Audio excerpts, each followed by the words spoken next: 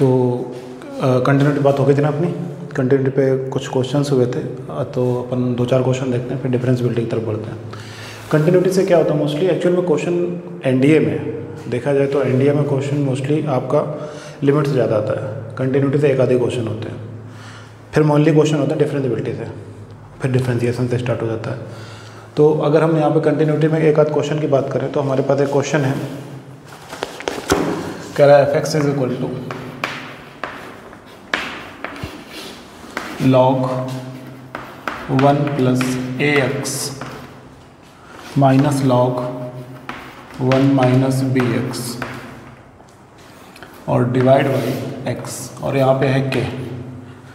तो जो कंटिन्यूटी के आपसे क्वेश्चन पूछेगा वो आपसे पूछेगा वैल्यूज़ निकालने के, आपसे ये नहीं पूछेगा फंक्शन कंटिन्यूअस है या डिसकंटिन्यूअस है। आपसे उस बारे में बातें कम करेगा, लेकिन बातें जो सबसे ज़्यादा करेगा वो करेगा इस बारे में बातें कि आप इसकी वैल्यू बताओ, के की वैल्यू बताओ वगैरह, इसकी वैल्यू बताओ। तो ज़्यादा कुछ नहीं होता इन क्वेश्चंस में। एनडीए है, एनडीए में इतना हाईटेक क्वेश्चन भी नहीं होता है। ज़्यादा से ज़्यादा वो टफ पेपर भी देगा तो मॉड वगैरह में जाके जा सकता है, तो मॉड को तोड़ना होता है, मॉड को तोड़ने के बाद अपनी वैल्यूज़ निकाल सकते हैं। तो अगर इस क्वेश्चन को ध्यान से देखें तो हमसे कह रहा है कि एफ ऑफ जो ज़ीरो की वैल्यू है वो के है, वो क्या है, के है, और फंक्शन कंटिन्यूअस है, जो फंक्शन है वो कंटिन्यूअस है, फंक्शन इज कंटिन्यूअस। अब अगर फंक्शन कंटिन्यूअस है तो इसका मतलब है कि R H L equal to L H L equal to f of zero. तो हम इन दोनों में से कोई एक निकाल लें, या फिर आर एच एल निकाल लें या एल एच एल निकाल लें। एफ जीरो की वैल्यू तो हमें पता ही है कितनी है, के है। तो अगर मैं यहाँ पे आर एच एल निकालता हूँ तो k is equal to limit h tends to zero f of zero plus h. सही है ना, हमको पता ही है कि आर एच एल निकालते टाइम हम एक्स को रिप्लेस करते हैं ए प्लस एच से, और एल एच एल निकालते टाइम हम एक्स को रिप्लेस करते हैं ए माइनस एच से, जैसा कि मैंने आपको थ्योरी में बताया हुआ था। आई थिंक उस दिन मैंने एक आध एग्जाम्पल भी लिया होगा, अगर लिया होगा तो। अब यहाँ पे के की value limit h tends to zero f of zero plus h. अब इसी पे जो भी निकलेगा इसी पे निकलेगा। तो यहाँ पे हमारे पास एफ एक्स इक्वल टू कितना आ जाएगा, f x is equal to, f x क्यों लेना, सीधा सीधा यूज़ कर सकते हैं limit h tends to zero, limit h tends to zero log 1 plus, अच्छा जीरो प्लस एच करोगे तो वो एच ही आएगा। तो यहाँ पे कितना आ जाएगा, ए एच माइनस का लॉग 1 माइनस बी एच, और डिवाइड में कितना आ जाएगा, एच, कितना आ जाएगा, एच। क्लियर इतनी बात। अब यहाँ पर देखा जाए तो log a plus 1 plus a h minus log 1 minus b h, चाहे तो हम लॉग का एक्सपेंड ओपन कर सकते हैं, और या फिर एल हॉस्टल यूज़ कर सकते हैं। क्या यूज़ कर सकते हैं, एल हॉस्टल यूज़ कर सकते हैं। तो एल हॉस्टल के अकॉर्डिंग क्या कहानी है हमारे पास, limit h tends to zero, पहले लॉग का डिफ्रेंसिएशन कर दो तो कितना आ जाएगा, 1/1 प्लस ए एच, और ए एच का दोबारा 1 का जीरो, ए एच का दोबारा करोगे तो कितना आ जाएगा, ए, कितना आ जाएगा, ए, क्योंकि एच का तो 1 हो जाएगा, माइनस यहाँ पर भी अगर कर दें तो कितना आ जाएगा, 1/1 माइनस बी एच। अब 1 का जीरो, बी एच का दोबारा करेंगे तो माइनस का बी आएगा, तो ये प्लस का, और ये कितना हो जाएगा, बी। क्लियर हो गई ये चीज़। नीचे एच का डिफरेंशिएशन कितना हो जाएगा, 1। लिमिट अप्लाई करो, जैसे ही लिमिट अप्लाई करोगे एच की जगह पे जीरो पुट कर दोगे तो 1 प्लस जीरो 1 माइनस जीरो 1 हो जाएगा। तो ऊपर आ जाएगा ए प्लस बी, ऊपर कितना आ जाएगा, ए प्लस बी, और ये आया हमारा L H, are H L, क्या आया, आर एच एल, और यही वैल्यू किसकी है, के की, यही वैल्यू किसकी है, के। तो जो के की वैल्यू आ जाएगी वो आ जाएगी ए प्लस बी, क्या आ जाएगी, ए प्लस बी। तो इस तरीके से हम इस तरीके से क्वेश्चंस करते हैं, ठीक है ना। अगर क्योंकि मोस्टली एनडीए में इसी टाइप के क्वेश्चन ज़्यादा से ज़्यादा पूछे जाते हैं हम लोगों से, ठीक है ना। एक क्वेश्चन और देख लेते हैं, आपने शायद कर भी रखा है बट फिर भी हम देख लेते हैं। क्वेश्चन हमारे पास है f x is equal to sine a plus 1x plus का साइन एक्स, और डिवाइड में शायद इसके x, यहाँ पे c, और यहाँ पे है अंडर रूट के अंदर x plus b x square, x plus b x square minus का अंडर रूट x, और डिवाइड में है b x under root x। यहाँ पे है x लेस देन जीरो, यहाँ पे है x, यहाँ पे x इक्वल टू जीरो, और यहाँ पे x ग्रेटर देन जीरो। हमसे कह रहा फंक्शन कंटिन्यूअस है तो ए बी सी की वैल्यू बताओ। हमसे कह रहा फंक्शन कैसा है, कंटिन्यूअस है, तो हमें यहाँ पे ए बी सी की वैल्यू बतानी है, ठीक है। तो अगर हमें पॉइंट को देखें तो हमें x इक्वल टू 0 पे चेक करना है। किस पे चेक करना है? x इक्वल टू 0 पे चेक करना है। अब अगर हमें x इक्वल टू 0 पे चेक करना है तो हमें तीनों चीज़ें चाहिए, ABC चाहिए। तो हमें मालूम है कि f ऑफ जो 0 की वैल्यू दी गई है वो क्या दी गई है? 0। क्या दी गई? सॉरी 0 नहीं दी गई, क्या दी गई है? c। क्या दी गई है? c। यानी कि एक पॉइंट में पता चल गया कि f(x) इक्वल टू f0 की वैल्यू कितनी है? c है। अब हमें निकालना है RHL या और क्या निकालना है? LHL, क्योंकि 3 वेरिएबल है हमारे पास, 3 अननोन्स हैं A B C। हमें नहीं पता कि A क्या होगा, B क्या होगा, C क्या होगा। अब C डिपेंड हो गया RHL और LHL पे। ये कंफर्म हो गया यहाँ पे कि जो C है वो डिपेंड है on A and B। Clear हो गई ये चीज़? क्योंकि A और B की जो भी वैल्यू होगी वो C को माननी पड़ेगी, क्योंकि C ऑलरेडी एक कांस्टेंट है। C ऑलरेडी एक कांस्टेंट है। कोई किसी फंक्शन के साथ होता तो थोड़ा बहुत खेल खोल लेता, लेकिन यहाँ पे इसको खेलने का काम ही खत्म हो गया। क्लियर हो गई ये चीज़? चलो आ जाओ, अब हम लगाएंगे RHL या फिर LHL। तो अगर मैं RHL की बात करता हूँ तो हम सबको पता है कि RHL का मतलब है h plus H greater than x या a plus H greater than a, यानी x ग्रेटर देन a। कहाँ पे है? नीचे वाले पे है। लिमिट अप्लाई कर दूँ तो limit h tends to 0, under root के अंदर h डायरेक्ट रखोगे कोई दिक्कत नहीं है, h plus b h square minus का अंडर रूट h, और डिवाइड में आ जाएगा b h under root h। कोई तकलीफ किसी को यहाँ तक? सोचिए, limit h tends to 0, limit h tends to 0 की अगर हम बात करें तो अंडर रूट h, यहाँ से h कॉमन मिलेगा, और देखा जाए तो पूरा अंडर रूट h कॉमन मिलेगा। अरे यार, यहाँ से h कॉमन लोगे, अंदर से h कॉमन लोगे, लेकिन जब h बाहर आएगा तो अंडर रूट h आएगा ना। तो अंडर रूट h और अंडर रूट h खत्म।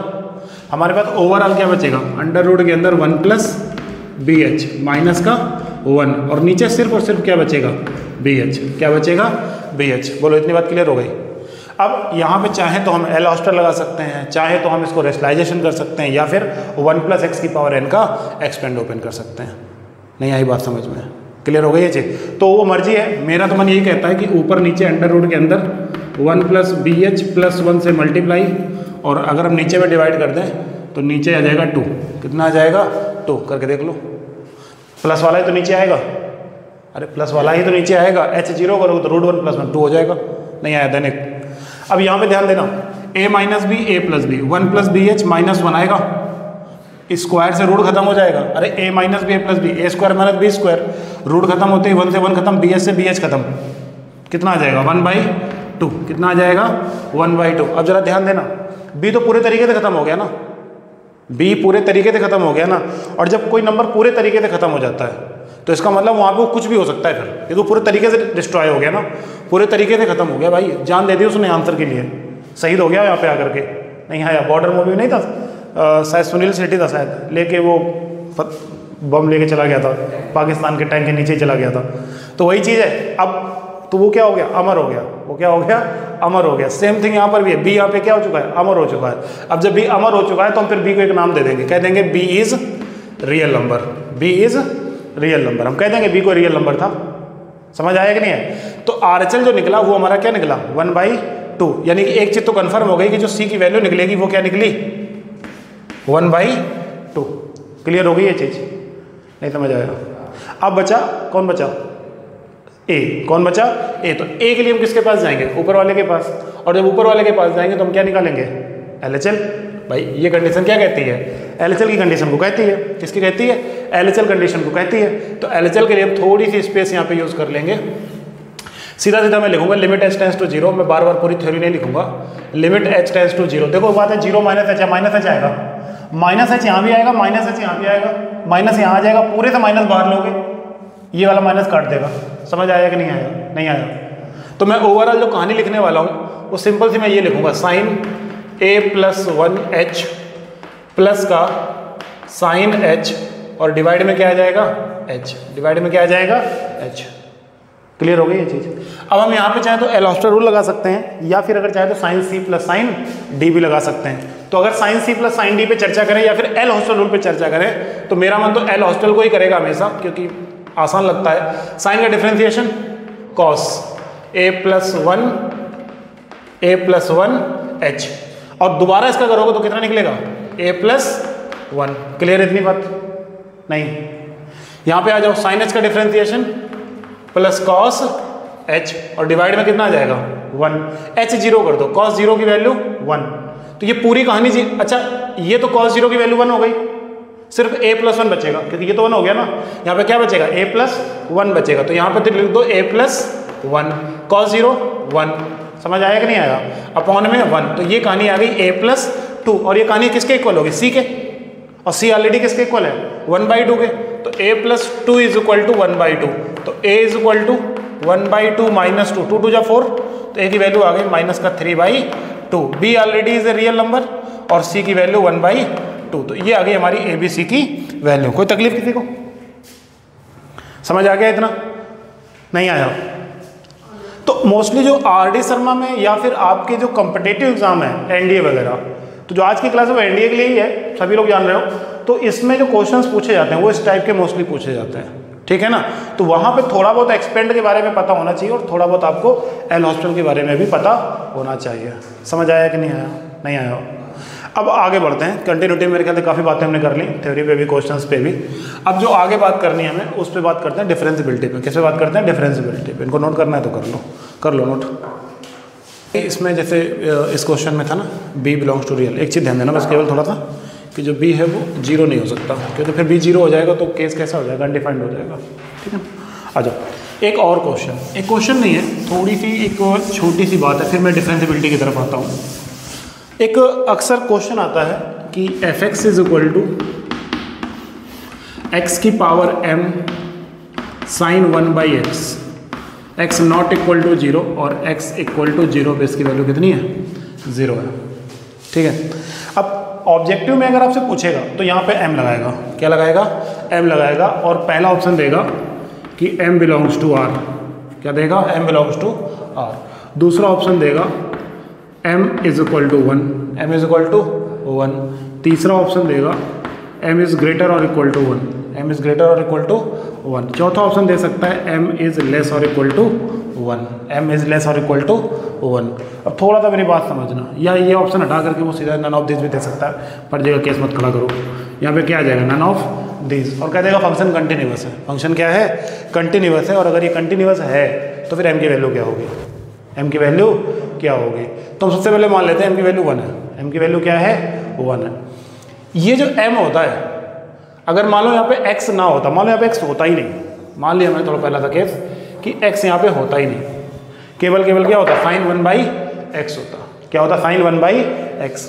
ये फंक्शन कभी भी कंटिन्यूअस नहीं होता, ये फंक्शन कभी भी कंटिन्यूअस नहीं होता। रीज़न ये होता है कि जैसे ही मैं यहाँ पे RHL या LHL sin 1/0 रखूँगा तो sin 1/0 प्लस इनफाइनाइट देगा, और हमें पता है कि साइन की मैक्सिमम वैल्यू 1 होती है और मिनिमम वैल्यू कितनी होती है? -1 होती है।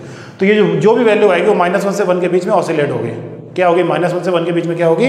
ऑसिलेट होगी। समझ आया कि नहीं? लेकिन होगी तो फाइनाइट, होगी कैसी? फाइनाइट। भाई -1 से 1 के बीच में जितनी वैल्यू होती है साइन की वो सारी कैसी होंगी? फाइनाइट होगी। और आगे अगर कुछ भी नहीं होगा तो वो वैल्यू किसी एक पे स्टेबल नहीं होगी, और जब स्टेबल नहीं होगी तो फिर हमें कंटिन्यूअस पॉइंट भी नहीं देगी, नेबरहुड भी नहीं देगी। लेकिन अगर मैं आगे x को बिठा दूंगा, किसको बिठा दूंगा? x को बिठा दूंगा, x को, x² को, x³ को, किसी को भी बिठा दूंगा, तो सीधा सा मतलब फंक्शन है कि फंक्शन अब ये स्टेबल हो जाएगा। क्यों? क्योंकि आगे h आ जाएगा, और h आते ही h 0 हो जाएगा। 0 इंटू फाइनाइट 0 होता है, 0 इंटू फाइनाइट क्या होता है? 0 होता है। तो यहाँ पे अगर मैं x की पावर m लगाता हूँ, ठीक है ना, तो जो आंसर हमारा राइट होगा वो ये भी राइट होगा और ये भी राइट होगा। तो कुल मिला के जो फाइनली आंसर जो राइट होगा वो हमारा क्या होगा? Option number 3। यहाँ पे कंट्रोवर्सी हो सकती है, m = 1 मैंने यहाँ पे दे जरूर दिया है, बट यहाँ पे नहीं आएगा ऑप्शन, क्योंकि m = 1 तो यहाँ पे कंडीशन ओवरऑल फिल अप हो जाएगी ना, और m = 1 या फिर m की वैल्यू 1 से बड़ी। समझ आया कि नहीं आया? तो ये चीज़ थोड़ा ध्यान देना कि अगर x की पावर m, x² दे दिया जाए, x³ दे दिया जाए, तो वो फंक्शन कैसा होगा? Always continuous. बस ध्यान रहे कि 0 होना चाहिए। क्या होना चाहिए? 0 होना चाहिए। समझ आ गई ये चीज़? नहीं आई? चलो अब बढ़ते हैं डिफरेंशिएबिलिटी की तरफ। किसकी तरफ बढ़ते हैं? डिफरेंशिएबिलिटी की तरफ। तो अगर डिफरेंशिएबिलिटी की बात करते हैं तो सेम थिंग है कंटिन्यूटी की तरह, बस थोड़ा सा फार्मूला डिफरेंस है, बाकी कोई दिक्कत नहीं है। देखो डिफरेंशिएबिलिटी, अगर डिफरेंशिएबिलिटी की बात करने नहीं आ रहा होगा ये चीज़, नहीं है ना? अगर हम डिफरेंशिएबिलिटी की बात करते हैं तो डिफरेंशिएबिलिटी कोई चैप्टर नहीं है, ये डिफरेंशिएशन का ही एक फॉर्म है, ठीक है ना, जिसको हम बोलते हैं फर्स्ट प्रिंसिपल ऑफ डिफरेंशिएशन। क्या बोलते हैं? First principle of differentiation. Overall बच्चा क्या करता है, कंफ्यूज हो जाता है कि आखिरी चैप्टर अलग है क्या, बट जेई की बात करें या फिर एनडीए की बात करें तो डिफरेंशिएशन का क्वेश्चन यहीं से शुरू होता है। जैसे आपसे उसने कह दिया कि differentiate of function of mod of x. अब सबको पता है कि मॉड एक्स फंक्शन डिफरेंशिएबल नहीं होता, बट ऐसा नहीं है, फंक्शन डिफरेंशिएबल होता है लेकिन वो एग्जिस्ट नहीं करता एक जगह पे। क्या नहीं करता? एग्जिस्ट नहीं करता एक जगह पे। जैसे मान लो मॉड एक्स है, अब सबको पता है कि मॉड एक्स अगर है तो 1 देगा और -1 देगा, मतलब x देगा और क्या देगा? -x देगा। लेकिन अगर हम डिफरेंशिएट करा दें, क्या करा दें? डिफरेंशिएट करा दें, तो या तो वो 1 देगा या तो क्या देगा? -1 देगा। तो 1 और -1 वो ऑसिलेट करता रहेगा, तो एक जगह स्टेबल नहीं होगा। तो जब एक जगह स्टेबल नहीं होगा तो वो कैसा होगा? डिफरेंशिएबल भी नहीं होगा। तो अगर हम यहाँ पे डिफरेंशिएबिलिटी को देखें,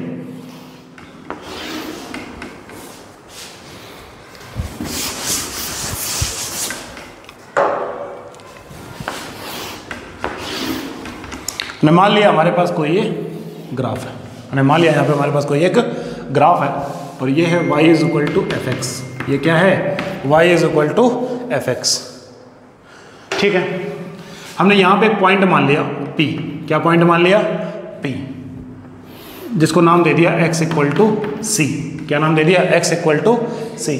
हमने यहाँ पे एक पॉइंट मान लिया, इसको थोड़ा सा क्या कर दो और थोड़ा सा मोड़ दो, थोड़ा सा और मोड़ दोगे तो और अच्छा लगने लगेगा, इस तरीके से, इस तरीके से। ठीक है, ये पॉइंट हमारा P है, यहाँ पे एक पॉइंट है और एक पॉइंट हमारा यहाँ पर है, और थोड़ा नीचे से कर दो इसको इस तरीके से। एक पॉइंट हमारा यहाँ पे, तो ये P, ये Q और ये पॉइंट क्या हो गया? R। सेम कंटिन्यूटी की थ्योरी, ये डिस्टेंस C प्लस H और ये distance C minus H, x is equal to, x is equal to. अब अगर ऐसा है तो ये पॉइंट हो जाएगा C plus H comma F of C plus H। ये पॉइंट हो जाएगा C minus H comma F of C minus, और ये पॉइंट हो जाएगा C comma F of C। Clear हो गई ये चीज़? समझ आया कि नहीं आया? देखो तुम्हें याद होगा कि एक कोऑर्डिनेट ज्योमेट्री में एक वर्ड होता है स्लोप, एक वर्ड होता है स्लोप। अगर हम स्लोप की बात करें तो सबको पता है कि m क्या होता है? m क्या होता है? स्लोप होता है। m is equal to, point है तो y2 minus y1 upon x2 minus x1, line है तो minus x coefficient upon y का कॉफिशिएंट। ठीक है ना? लेकिन बहुत कम लोग जानते हैं कि स्लोप को हम dy dx भी बोलते हैं। स्लोप को हम क्या बोलते हैं? dy dx भी बोलते हैं। तो जब हम डिफरेंशिएशन पढ़ेंगे तो वहाँ पे हम बताएंगे कि वहाँ पे dy dx कैसे आता है। फिलहाल अभी यहाँ पे जो हम बात करने वाले हैं वो बात करने वाले हैं PQ के स्लोप की। किसकी बात करने वाले हैं? PQ के स्लोप की। फिर हम बात करेंगे PR के स्लोप की। अगर हम PQ की बात करें तो हमारा LHD यानी कि लेफ्ट हैंड डेरिवेटिव। तो अगर हम यहाँ पे स्लोप ऑफ PQ करते हैं, स्लोप ऑफ PQ करते हैं तो स्लोप ऑफ PQ का मतलब है y2 माइनस y1।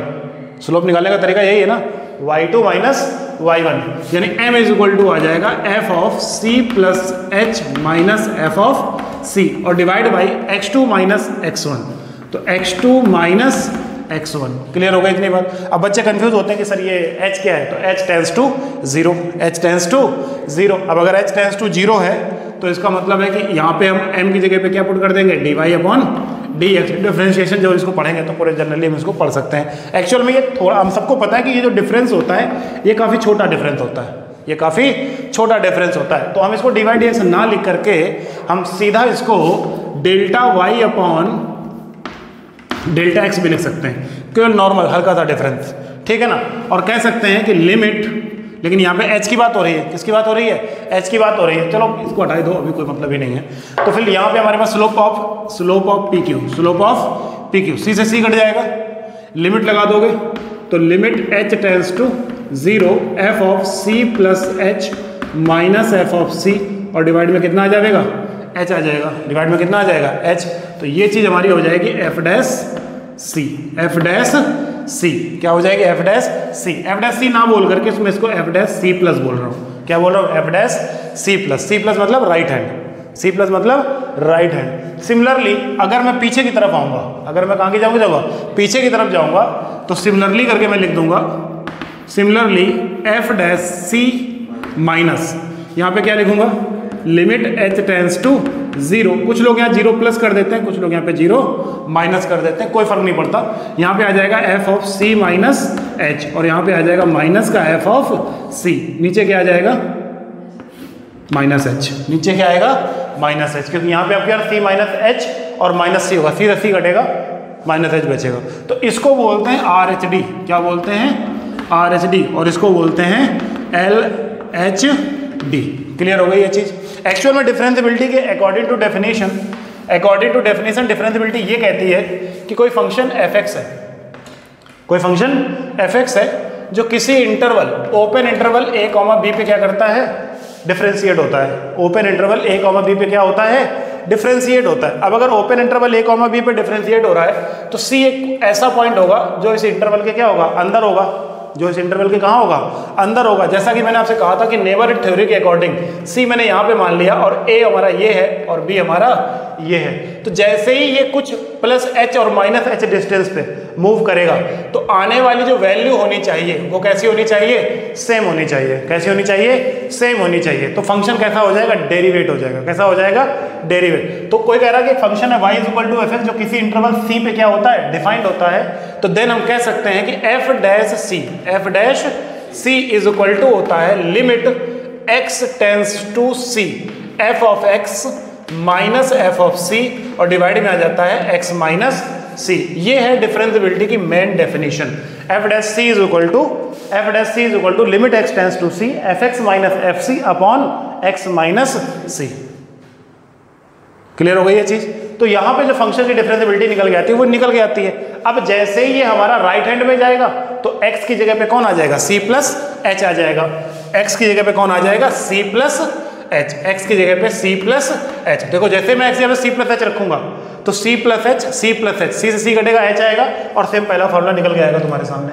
अगर हम LHL में जाएंगे तो हम x को रिप्लेस करेंगे किससे? c माइनस एच से। तो दूसरा फॉर्मूला निकल के आएगा आपके सामने। समझ आया कि नहीं आया? तो कोई भी फंक्शन अगर डिफरेंशिएबल होगा तो उसका जो राइट हैंड डेरिवेट है यानी कि f डैश c माइनस के क्या होगा? इक्वल होगा। और अगर इक्वल नहीं आता है तो वो डिफरेंशिएबल नहीं होगा। वो डिफरेंशिएबल नहीं होगा। मोस्टली फंक्शन जो होते हैं वो डिफरेंशिएट तो होते हैं लेकिन रीजन ये होता है कि वहां पे वो आर एच डी और L H D right hand derivative और लेफ्ट हैंड डेरिवेट पे अपना वो खा जाते हैं। मतलब सावधानी अगर नहीं बढ़ती, जैसे मॉड एक्स है तो वो दिक्कत दे जाता है। क्या दे जाता है? दिक्कत। आता तो जरूर है 1 और -1 आता है बट केस वही है हमारे सामने। समझ आया कि नहीं आया? नोट कर लो।